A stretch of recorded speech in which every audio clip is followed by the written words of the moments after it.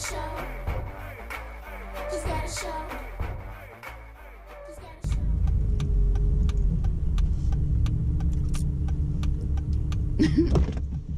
Jen. Keish, what up? How are you? Good. How are you? I'm good. I'm better now. Why better now? Cause you're here, of course. You're so nice. Oh, thanks. So, how does a guy go from DJing college parties to being the official DJ of the Chicago Bears? How does that happen? Whole lot of work, whole lot of luck, whole lot of right place at the right time. I guess you could cliche being taking advantage of every opportunity. Okay. And also having a good manager. He worked that out. I had no idea it was in the works. Wow. So, how did you, when you found out, like, what was that like? I found out when I was in Canada. I was at Carabana with my homeboys, and then I got I think I had just landed, just got to the hotel. I got a text from my manager too, and he was like, "Yeah, man, we got the Bears look." He was working on it for like a year and a half. I didn't know that. He told me like once it was almost done. Wow. And then once he was able to lock it up, that's when he. But that's how he moves. Like he don't tell me nothing. He don't tell me nothing until it's pretty much a done deal. So, do you prefer to have things work out that way? I'm indifferent. Okay. It's either or. I prefer things to work out. So, however they work out, however we get to the workout part, I'm good with that. Okay. So, how do you hone your skills as a DJ? How do I hone my skills as a DJ? Mm-hmm. Wow, that's a very open question. I guess just I still practice. Even the best always still practice and work on different things. So, and learning the records that I play, knowing what certain breaks are, certain points of the record where I want to bring them in. So, it's practice and studying. That's how I hone my skills as a DJ. Well, then what does studying entail then? Break down studying. Studying is anybody could have a record, but that doesn't mean that they know the record. So studying would be listening to the actual record and knowing where you can bring it in, where you should bring it in. Can you blend it from the top? Can you cut it in from the break? Is there a certain point that you could like cut it in like off of straight lyrics where there's no actual beat? You won't know that unless you study the record. You can't hear that just by throwing it into your iTunes and letting it sit there. Okay. So, a lot of times on social media, we see the glamorous side of people's lives and their occupations. Give me a story, a time when you took an L. I'm not saying a loss, but you learned a lesson while on the job DJing. It could be funny, it could be heartfelt, whatever.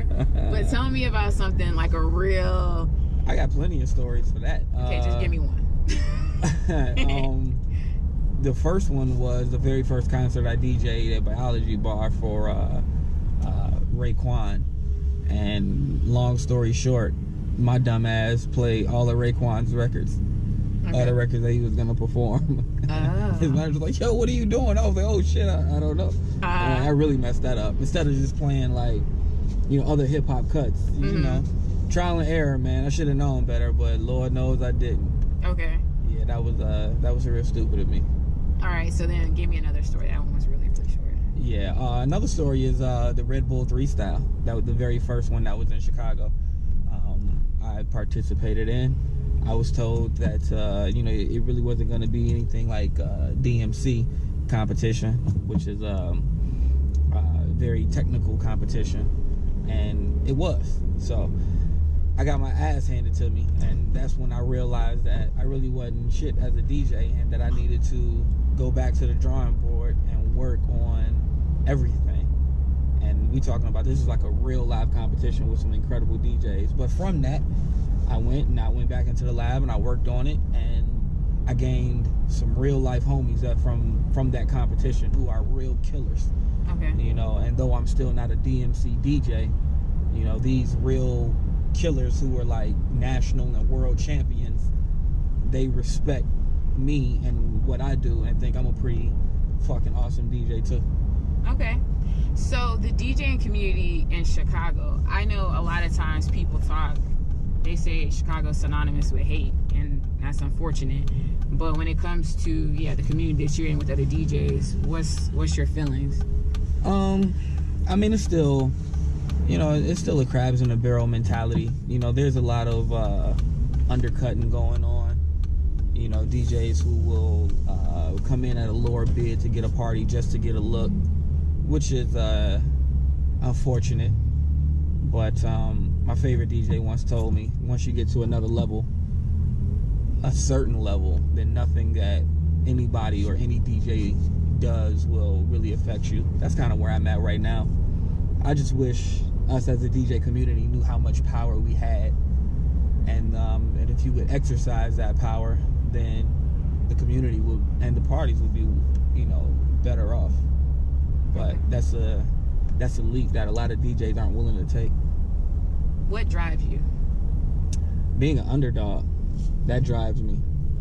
Knowing that I'm really good at what I do, and a lot of people in the industry know that, but for some reason or another, I feel like at times I'm on a treadmill.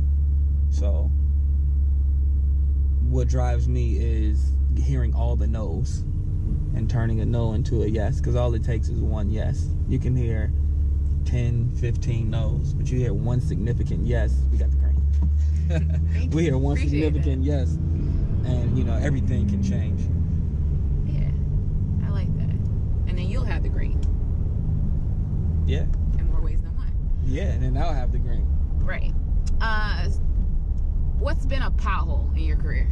A pothole? I don't think I understand the question. A pothole. So we're in Chicago right now. I just drove over a pothole, got us all off balance. Right. Could eventually end up screwing up my situation. My Jeep Cocaina. Yeah. Exactly. Okay. So now, what's been a pothole in your career? A pothole in my career has probably been the fact that I'm not a person who really enjoys the limelight. Like, I'm really not a loud person. Mm-hmm. And I just really like to DJ.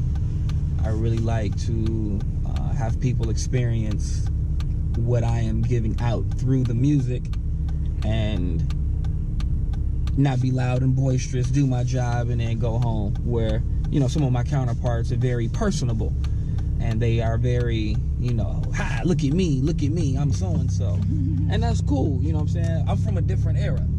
I'm from the era more of show and prove, and I think that really hinders me, or that's my pothole sometimes. I just saw an interview with my homeboy Mick, and Mick said something that really hit home with me. He said, nowadays it's not really about how good you are anymore. It's about what else you can bring to the table. So that resonated with me. Mm-hmm. And I'm bringing more to the table, and we'll see what comes out of it. Okay.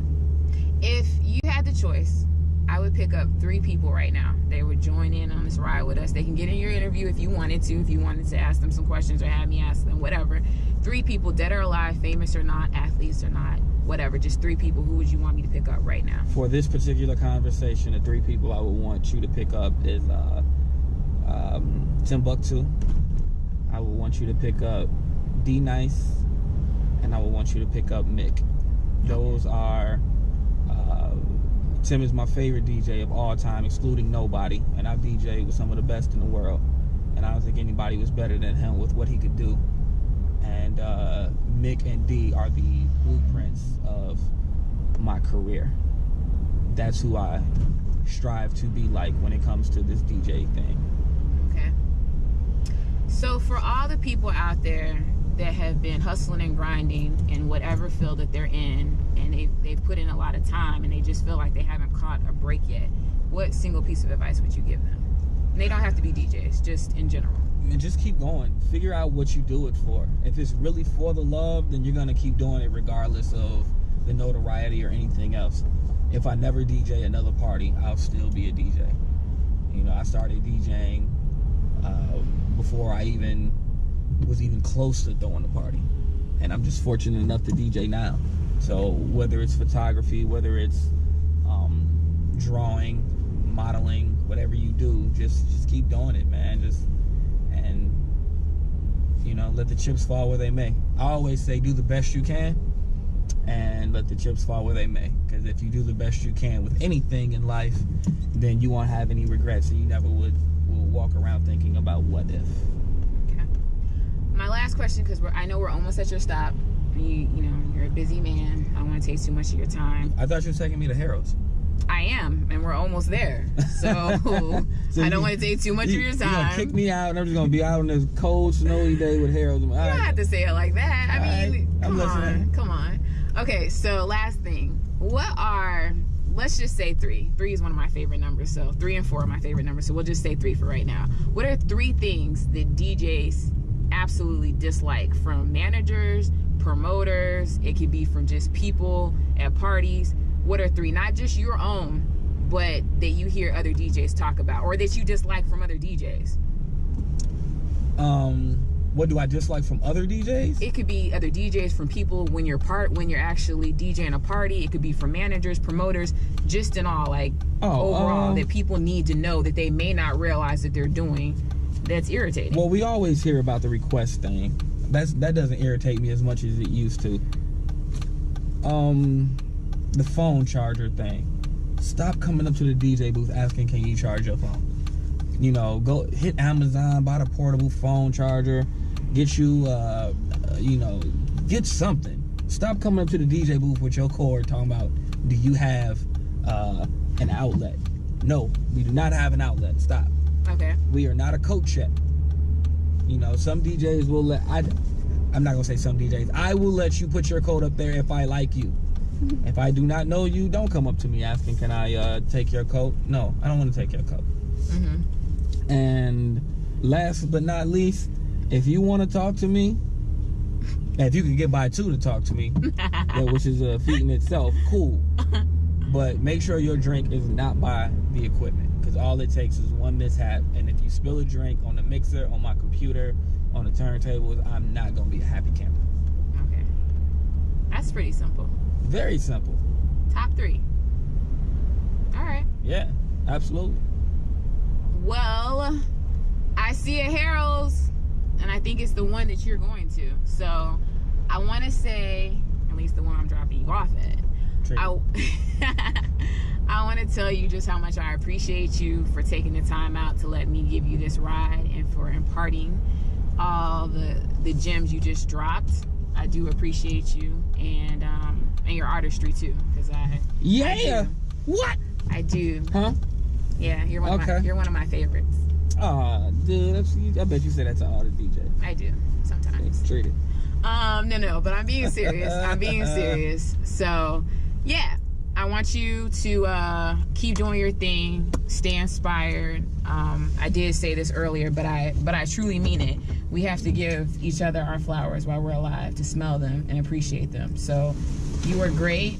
They're coming. They're coming. The flowers, they're coming. Oh, okay. You are great, and I appreciate you. And anytime. Wait, I want to ask. I want to ask. Sorry. I want to ask. Sorry, you guys. I want to ask Steve. Hey, look at that guy right there. Hey, guy. Hey, how's it going? I want to ask you a question. Can I ask you a question? Sure. So as I look around the Jeep, you know what I'm saying, when I was looking for my flowers, I didn't see any flowers in the Jeep, but what I did see is... You know.